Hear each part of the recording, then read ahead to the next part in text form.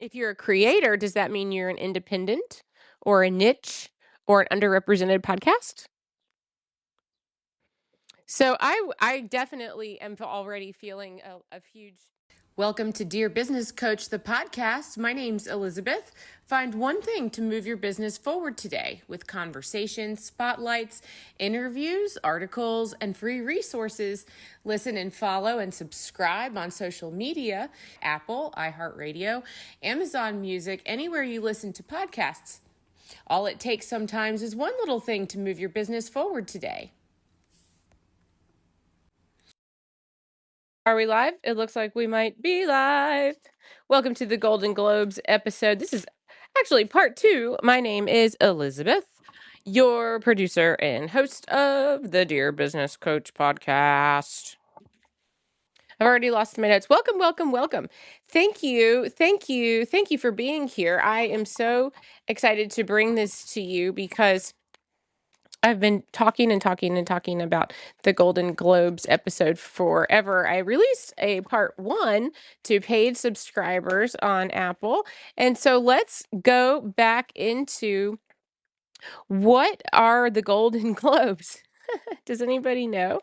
Does anybody know what the Golden Globes are? Well, actually, what we think we know about the Golden Globes has to do with what we've seen in terms of film and television, and now we have a podcast category. And picking up where I left off, we actually had a question. I had a question about formats. So what kinds of formats are eligible to be included in the Golden Globes if you're a podcaster? Well, narrative, interview, oh, that's me, informational, news, scripted, and unscripted. Okay, so that's cool. I wasn't actually expecting interview formats to be part of the Golden Globe award categories, but that is interesting. I actually want to investigate what kinds of interviews. I mean, a lot of the podcasts that I listen to are interview format, and they're also entertainment and comedy and advice. Who doesn't love a great dating podcast with some comedy? And that is what happens in the shows that I listen to. So I actually have I have voted for and I have shared so much content for the secret lives of Black people. And this is actually from the creator Nicole Hill, who produces and hosts the show, amongst other things. But the show that I first got to know her on, which was Our Ancestors Were Messy. And I love that. And I want to see that show win some awards. Actually, that show has won several awards. Now, what about the idea of selection and transparency? So I remember this document is actually posted on the VIP page for free email subscribers. So you do get paid content on the Apple subscription, and you get also additional web content on dearbusinesscoachpodcast.com.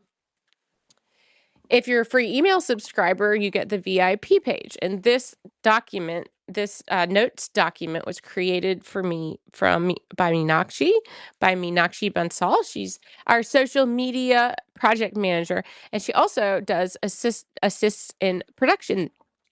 So part of that is this document that she created for me, for you, and I put it on the VIP page. So you need a password to the VIP page. And the way to get the password is in your subscriber free email. So you enter your email address on dearbusinesscoachpodcast.com and you get the emails that are sent out mostly weekly. So weekly email. Okay. So here are some snubs and debates over who counts. Popular shows with huge audiences.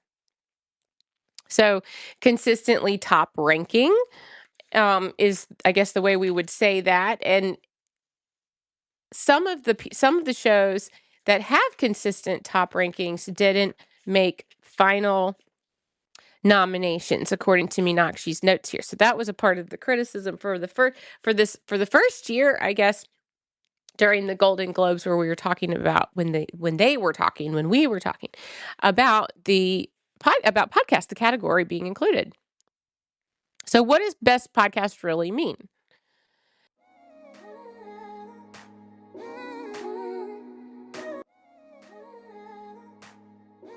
Visit the deals page, dearbusinesscoachpodcast.com/deals. Get your coupon codes there for all of the retailers who support the Dear Business Coach podcast and are giving you a special discount for being a listener here. You are listening to the Dear Business Coach podcast. My name's Elizabeth Walker, and expert guests.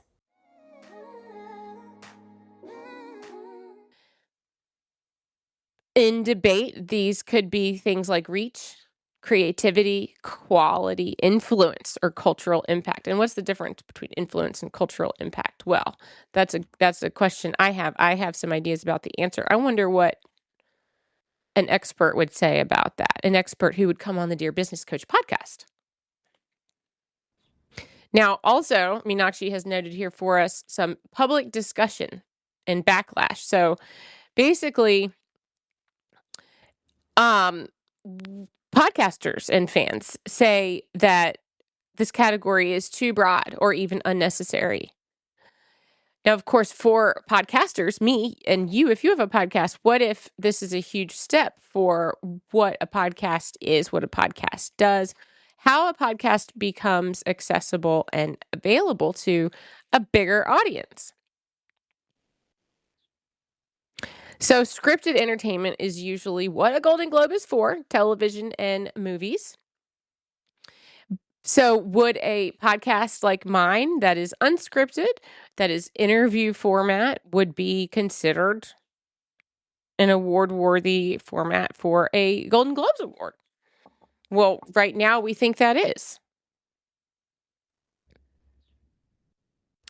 So another question we had here was, can an award from a legacy entertainment institution change how podcasts are perceived by advertisers? And then that's a different question when you say how podcasts are perceived by platforms and how podcasts are perceived by creators. If you're a creator, does that mean you're an independent or a niche or an underrepresented podcast? So I definitely am already feeling a huge idea shift in terms of just thinking about a podcast being something that's eligible for a Golden Globe. Having said that, I've also asked several of you here in the audience, several of you audience members of the show, have you heard of the Golden Globes? And that sounds to me almost like a funny question to ask. However, recently I had a conversation with an 18-year-old and they said, "What? What are the Golden Globes?" Now, I think that's quite indicative of the it got me thinking about how Golden Globes are traditionally broadcast to people who watch television and go to the movies. Would you say that's true? Basically, when you think about where to go to for entertainment, I think of streaming services. Even traditionally, that's a tradition. Now that's a traditional thing, right? We go to streaming services to see what's new, what's hot, see the ratings. So I don't know if an awards show like the Golden Globes actually helps a podcast that much. But what about for audience members? What's the bracket of people who actually are thinking about scripted work in terms of something that's award worthy and then analyzing what is entertainment, where does entertainment cross over with cultural impact? obviously that's what we're looking at here, right? Is where cultural impact, influence comes from the creator bringing a perspective and telling a story. Okay. Well, your own commentary and perspective. So I have the symbolic milestone in the life cycle of podcasting is here's the first line is on commentary and perspective. So a symbolic milestone is it is type of acknowledgement. We use the word medium, uh, a way that information, a way that stories are actually passed from one person to another, from one creator to an audience. And sometimes we use the word grassroots. And that also gets me thinking about what is a cultural force, what is cultural impact. A podcast is still considered very grassroots, and for me, definitely. So I like to bring up for when appropriate for podcasters who are people who are thinking about podcasting as a business, people who are thinking about the business side of a podcast. I love remembering how many things I can do for free, how many ways I can produce content for free, and not because nothing's free, right? Time is really the cost. I can spend money on advertising and even production. I can spend a lot of money on production. I have been approached by editors, video producers, episode producers who are happy to charge $400 an episode. I would say for a full service editor and producer for an episode, my show episodes, and give each one to somebody who does editing and production and adds the introductions and the outros and handles all of the stuff that makes it sound and look good for $400 an episode. That's not what I choose to do, but that's one way that I could actually make the show more consistent and more entertainment valued. Now, does that actually drive conversation? Does that actually make the video more engaging? I don't know. I don't know. I think that that's something that each creator actually needs to play around with independently, because you don't know until you see a through line from how your daily process creates a product like a video that is valuable to your listeners, your viewers, and then also does something for that viewer that they want to share it. Isn't that sort of the biggest test? Bring people to the show. Bring people to the show. Watching a movie is something we do with other people. Watching television is something we do with other people. Listening to podcasts is more of a personal thing, isn't it? Sometimes car rides are those opportunities to share a podcast with another person. And that gets a big conversation going if you're both listening and actually processing the information. It's a different part of the brain that is engaged in listening. I think that who defines success in podcasting is really worth bringing up here too. I really enjoy the Armchair Expert podcast, and they certainly have gotten a huge amount of recognition in relation to the Golden Globes.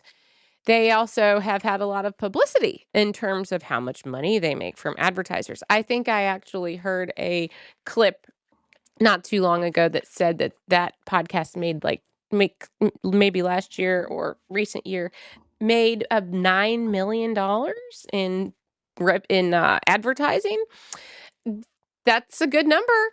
That's a really good number. All right, let's take a sip here of water. I actually forgot my coffee cup here today at my podcast station. It's downstairs, but I can't go do that right now. The water is better for us. Drink water. So, who defines success in podcasting? We know that a legacy institution, or I guess I should say, I think I know what a legacy institution is. And this document, these notes that Meenakshi made for us, is using the term legacy institution. And I would agree that's a proper term for the folks who run the Golden Globes, for example. However, what exactly is a legacy institution? I mean, I might even say that makes me think, are we talking about it something as an institution that creates legacy, produces legacy, says what legacy is? Um,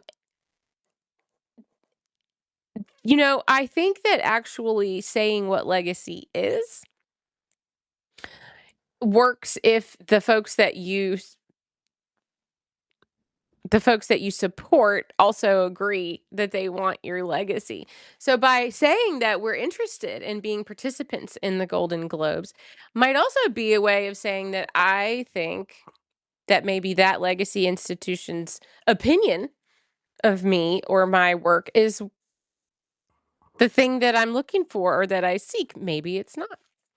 Maybe who defines success in podcasting is a very good question. And furthermore, does that mean that I think that the people that make up the Golden Globe award group, decision makers, are those people that I consider someone that I want an opinion from?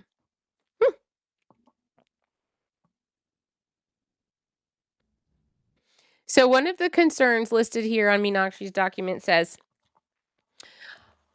also, what about the idea that recognition by somebody or something like the Golden Globes Awards might actually focus the attention towards celebrity-driven shows? That's really kind of what I was thinking when I saw Armchair Expert getting a lot of attention around the Golden Globes, because the celebrity driver there is those are folks that have access to celebrities on a regular basis for different reasons. I also think that for Dax and Monica, who run and host that show, I think they genuinely do a fantastic amount of real work to engage those guests. I listened to that show, and there's no way that a third-party producer can create the work that those two do inside the episode with the guest, interpersonally, one-to-one. And that's a lot of what I want to create here on the Dear Business Coach podcast. So if you've been on the show, you might know a little bit about how the non-scripting or the unscripting works at the Dear Business Coach podcast. And that is unique to each of our interactions. That's unique to each interview. That's unique to each person that comes on the show with me. So this is actually one more question that I have here from Meenakshi's producer's notes. Does this inclusion help independent, niche, or underrepresented podcast voices to widen their audience? Well, that's what I'm asking you here today, too. I think so. I think that the idea that I could be included in an award category helps me think about ways to talk to you about what is it we're doing here. And I think the idea of what is a creation, that whole scripted versus unscripted idea, is for some people a question, for others not a question. And is that generational?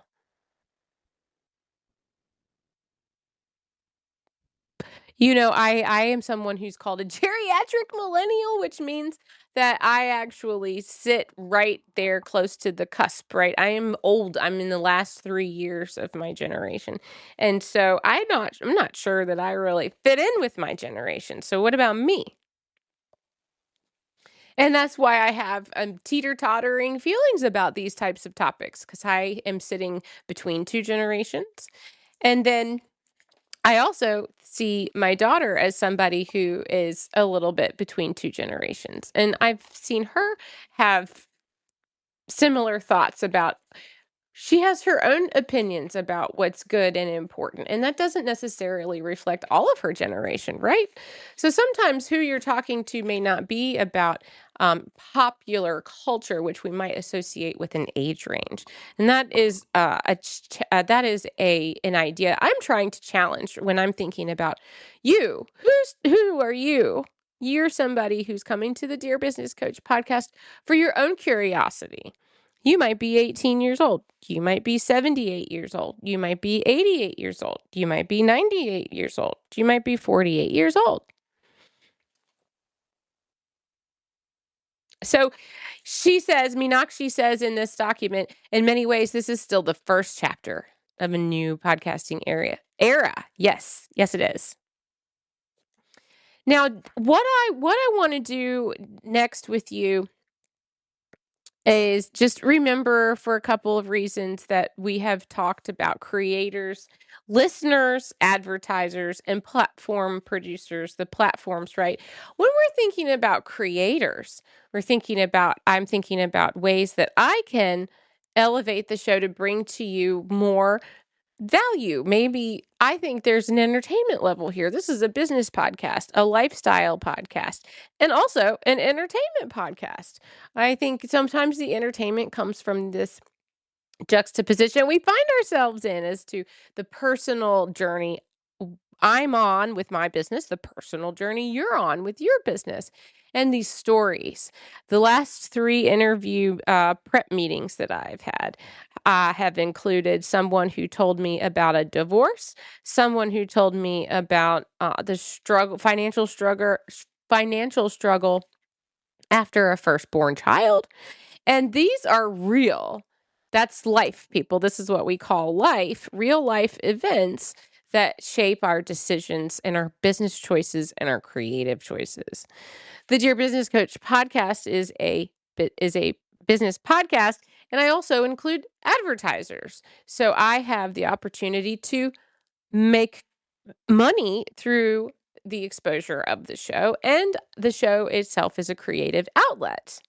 It's a creative outlet. And I too started this show during a life change, if you will. So basically, I realized that I also, as someone I just met with today said, I don't think relying on a W-2 paycheck is really the thing for me all the time. That's actually very risky, my guest said. And I agree. So I think that the podcast, the Dear Business Coach podcast, has started as something that is an outlet and a business. And so as a creator, isn't that what you do with films and television too? It's an outlet, and also the business of getting it to the people, the business of how do people share their resources with you, because it's worthy and interesting and means a lot. It means something. It's important. Alrighty. You know what? Thank you again, Meenakshi, for producing this document for my producer's notes. This has been a form of producer's notes, and I welcome you to submit your own fact checks. Listen to this episode and send in your fact checks to me at dearbusinesscoachpodcast@gmail.com. And that way you can actually get a shout out on the show and actually kick off some fact checking for me, which is something I've just started talking about. So no, you haven't heard about that before. All right. You are a superstar. You've been listening to the Dear Business Coach podcast. My name is Elizabeth Walker, producer and host. And you are a superstar. You've been listening to the Dear Business Coach podcast. My name is Elizabeth Walker, producer and host of the Dear Business Coach podcast. Music by Stones Mayo. Social media by Meenakshi Bensal. Follow and subscribe now. Thanks so much. You are a superstar.